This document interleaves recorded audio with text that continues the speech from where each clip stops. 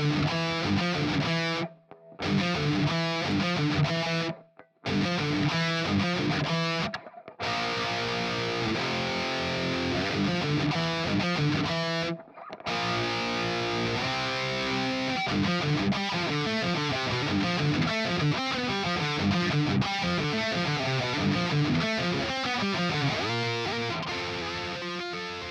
brilliant use of the modes, time changes, technicality, and groove are elements that only scratch the surface in one of the most wisely written songs of the 1980s. Of course, I'm talking about the genius guitar work written and performed by Vernon Reid in the song Cult of Personality by Living Colour. If you're of my generation, it's likely that you were also first introduced to this song in the game Guitar Hero 3. Whether or not that's the case for you, today's the day where you learn how to play this song for real. I'm not talking about hitting 5 colorful buttons, but rather 6 silver strings on your sweet guitar. Today I'm going to show you step by step some of the main riffs in this song and how to play them. And stay tuned because I've got a super sweet bonus I'm going to be giving away to guitarists who are serious about getting the best sounds they can from their guitars, and you're not going to want to miss out on that. So grab your axe, take a seat, and let's get ready to rock.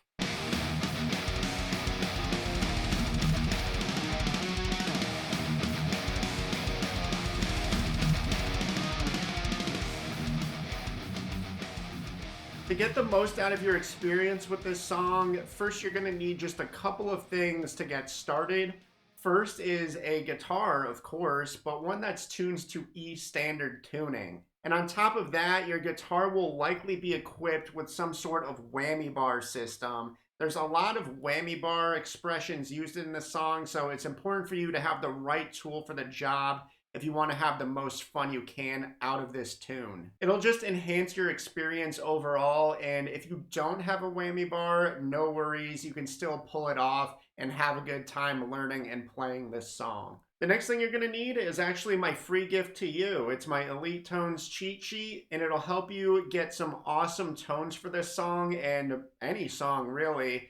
It includes some hacks on how to dial in sounds that you'll love from an amplifier, some direct links to some of my favorite amp sim plugins, and it even gives you some tips on how to make those digital amp simulators sound like authentic physical amplifiers. So I put the link for this free resource in the description so you can grab it there, and you can also find it at zachsharguitar.com. So let's jump in and learn how to play Cult of Personality. You'll notice right off the bat, and as we progress throughout other riffs of this song, that there's a lot of alternating pieces within it, and I'll try to point those out to you as we run into them. But within the first 2 measures, we see some patterns that alternate right away. So let's dive into the first measure. So what you're going to do is, I would recommend setting up in the 3rd position. So have your index finger around the 3rd fret of your guitar. So what I encourage you to do is bar the first or the lowest 3 strings on that, on the 3rd fret. So the low E string, the A string, and the D string. It doesn't really matter as much with the A string because we're not going to be hitting fret 3 with that, at least at this point in time, but the low E and the D strings, you'll need that right away. So what you're going to need to do is also set up your pinky finger on fret 5 of the A string. So here's what we're going to do.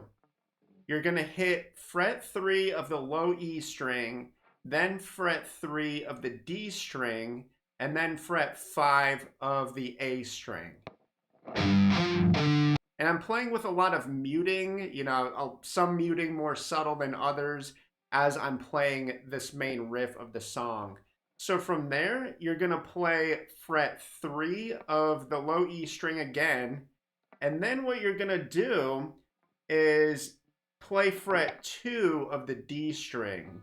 So from the top, here's what we've got so far. I would definitely ease up on the muting when you hit fret 2 of the D string, because that note's held out for a little longer because we're playing with 16th notes, but fret 2 of the D string is played for an 8th note, so it's emphasized a little bit more.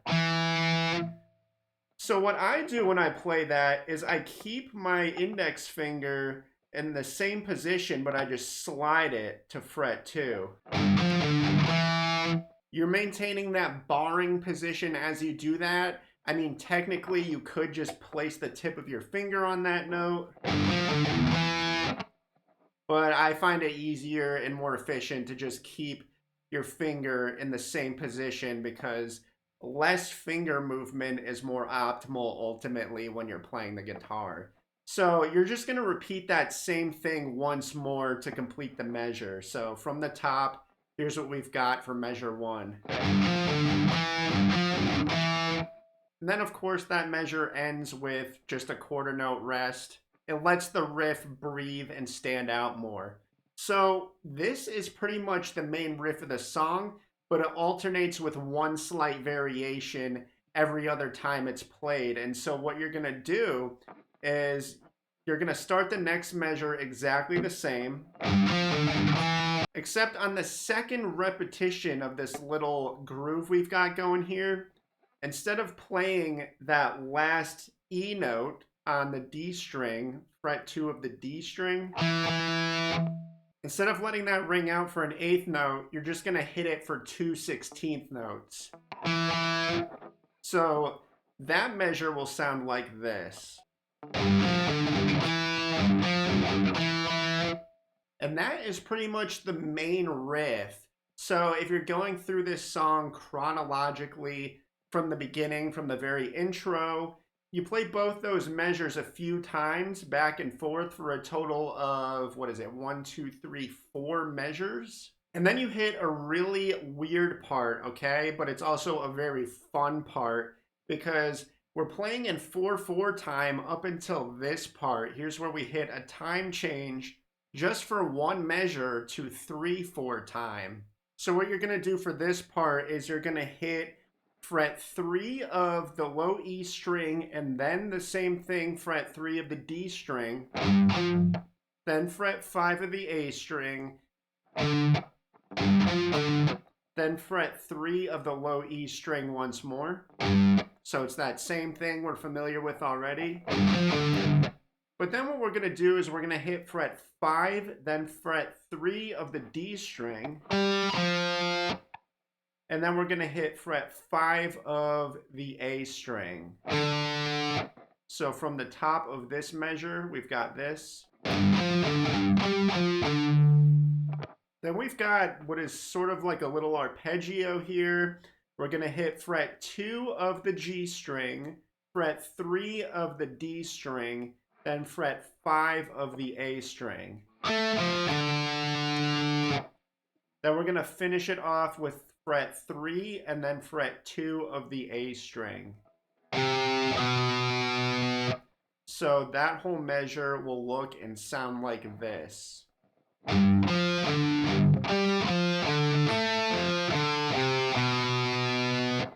One more time, I'll try to go a little slower.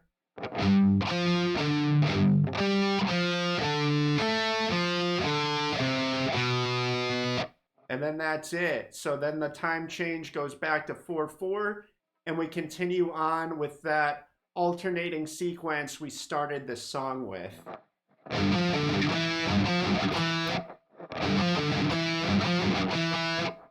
And then right when the vocals kick in, there's kind of a dual guitar part really briefly where that riff plays once more.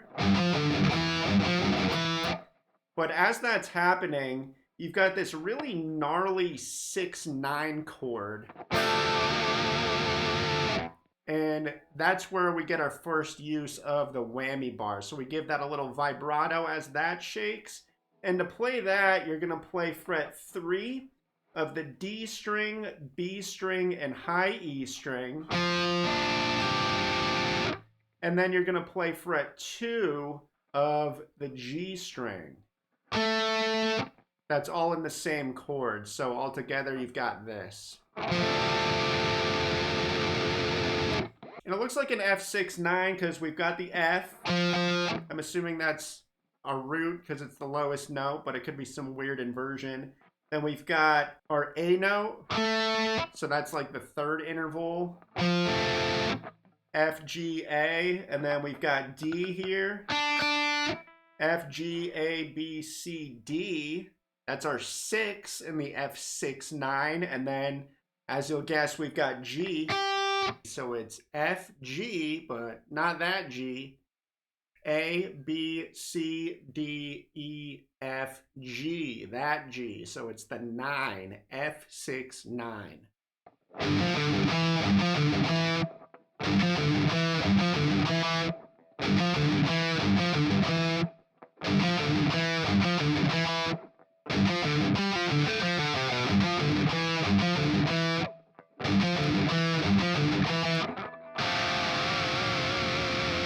So it looks like this song is in the key of C with a lot of emphasis being on the G Mixolydian mode for a lot of the main riffs in this song. But we're going to run into some power chords, and the first one is kind of weird because it's not really in the key. We've got like a B flat power chord here. So that's fret 1 of the A string, then frets 3 of the D and G string. And then from there, we're going to go up to an F power chord. Same thing, but everything is moved to the low E string. So you've got fret 1 of the low E string. Then you've got fret 3 of the A and D strings. And of course, that's when the title of this song is being sung, Cult of Personality. And that is another thing that's going to alternate, okay? So the main riff is going to continue alternating as is from what I've showed you from the start of this song.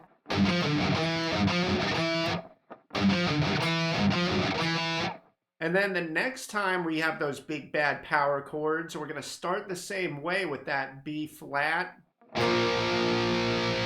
But then we're going to go up to a C power chord with fret 3 being played on the A string, then fret 5 of the D and G strings. It's kind of a little taste of those Baby One More Time chords by Britney Spears. So from there, we're going to continue again with that awesome main riff and then alternating between those big bad power chords again.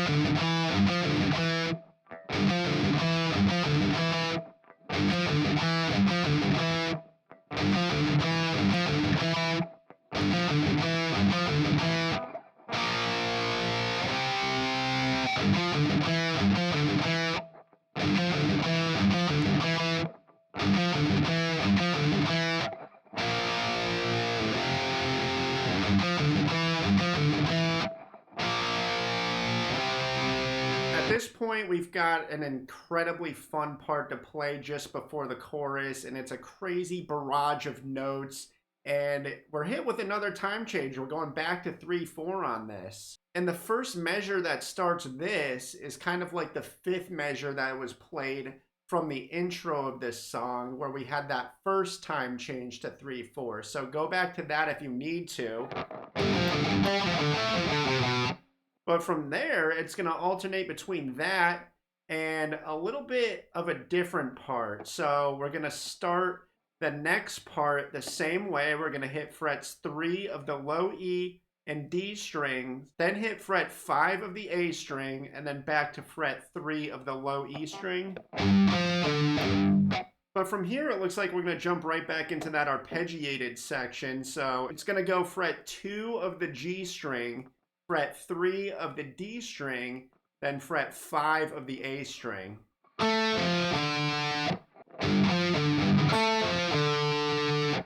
And what you're going to do when you're in that position on fret 5 of the A string with your pinky, I would recommend barring all the way down to the G string with that because you're going to end up hitting fret 5 of the G string right after.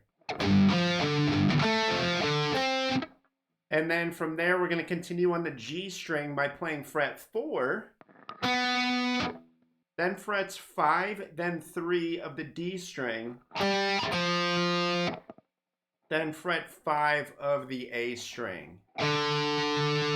So that whole measure is going to look and sound like this.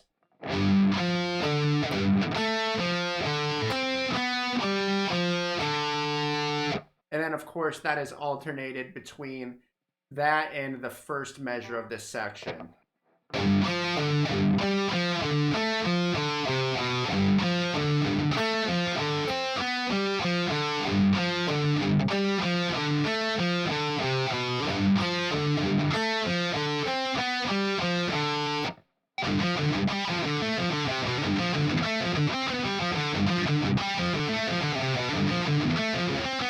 And then finally, we arrive at the chorus. So as I play the chorus, there's lots of little bits I try to emphasize with my whammy bar and some more unique little whammy bar expressions, and I'll try to point those out to you as we go along with this.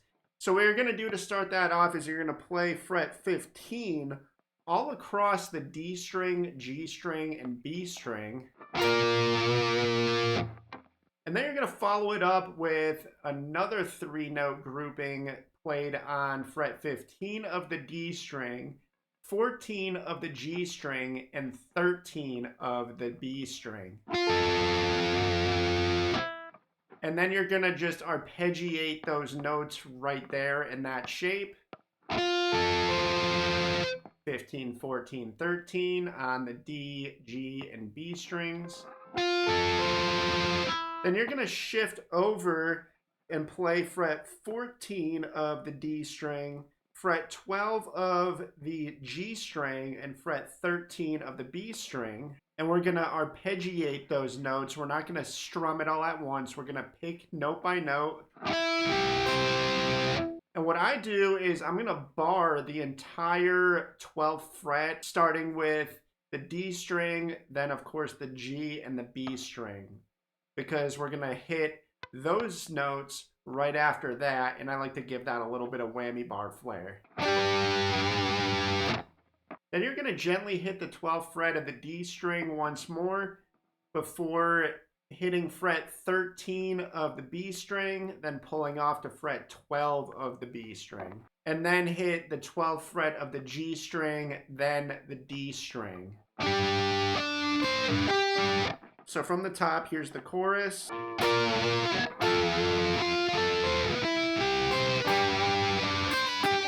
Then you're going to shift to fret 12 of the D string, fret 11 of the G string, then fret 10 of the B string. And you're just going to hit those notes individually. You're going to arpeggiate them.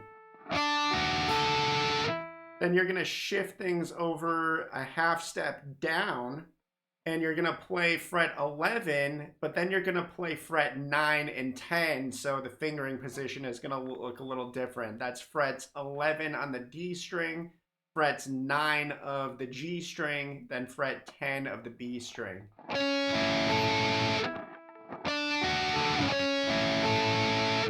Then you're going to hit frets 11 and 9 once more. So you got...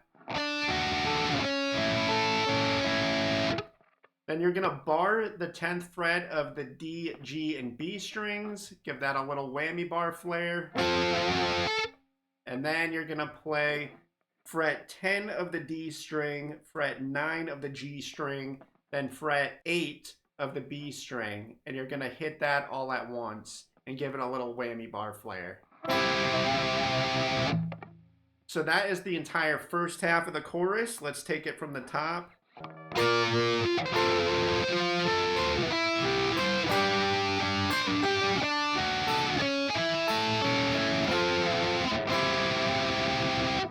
Then instead of repeating that whole thing exactly the same, it is going to be very similar, but there's going to be some slight changes that make it a lot more interesting upon its repetition. So You're going to go back by barring the 15th fret of the D, G, and B strings.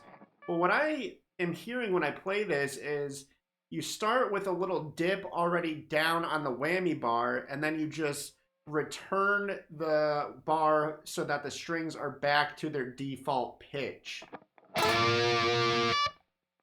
Just like that. Then, like the first time we played, you're going to go back to that next chord by playing fret 15 of the D string, fret 14 of the G string, and fret 13 of the B string. Give that a little bit of whammy bar flair too. So you've got this. And then from here, instead of arpeggiating those notes that you're holding, like we did the first time we played it, you're going to skip that because you're going to hold fret 13 with your index finger on the B string, but you're going to do that same thing. You're going to pre-bend the whammy bar down a half step, and then you're going to return it to pitch at its default level right after. And then you're going to hit fret 17 of the high E string right after that. So we've got, and of course, as you see, I'm giving fret 17 of the high E string a little bit of whammy bar love too.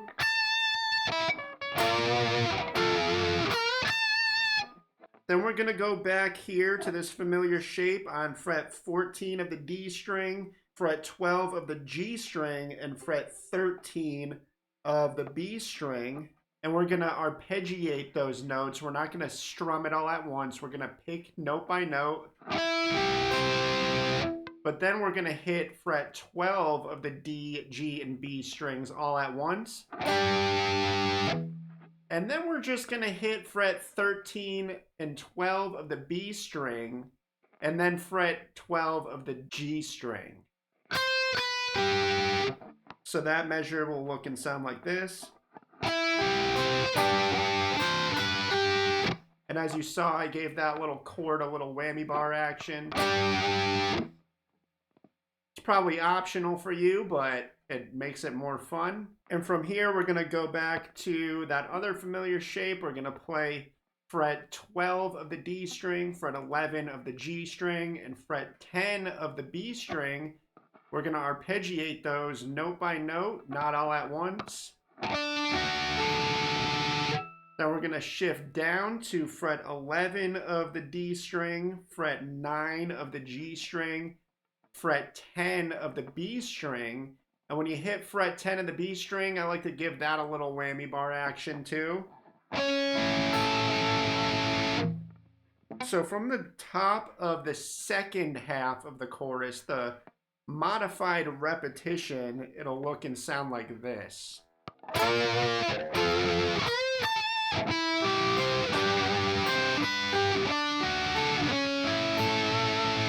Then you're just going to hit fret 10 by barring the D, G, and B strings.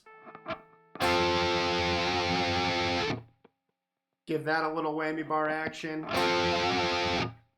And then lastly, you're going to play fret 10 of the D string, fret 9 of the G string, and then fret 8 of the B string. But you're going to start with that pre-bend when you do it, and then gradually, somewhat gradually, return it to its default pitch so that the whammy bar is level at its resting position.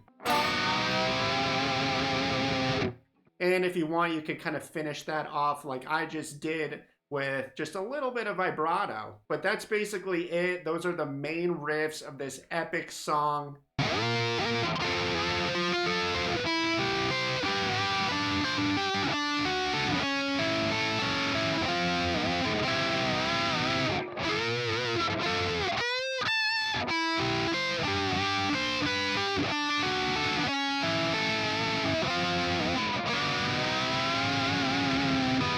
There's a reason why Cult of Personality was so deep into the Guitar Hero 3 track list. It's a pretty technical song, even on a video game controller, let alone playing it on a real guitar. Between the technical barrage of notes, the time changes, the frequent whammy bar usage, and even the brief instances of quickly barring strings, this will likely take some time for you to lock in. You've got this, just be patient with it. There's a lot to take away from studying Vernon Reid's approach to the guitar, everything from his creative composition style to his unique guitar tone are what have helped define his recognizable guitar voice. And speaking of tones, don't forget to grab my free Elite Tones cheat sheet if you have not done so already. It gives you my best tips on how to dial in killer amp tones, and it includes direct links to some of my favorite free amp sim plugins. It even shows you how to make those digital amp simulators sound like authentic physical amplifiers. So just click the link in the description or go to zachsharguitar.com and download this awesome free tool. Who knows, between the practice you're putting in now and dialing in your own unique guitar tone, you may be next in developing your own unique voice on the guitar. I'm Zach with Zach Shar Guitar. Thanks so much for watching, and God bless.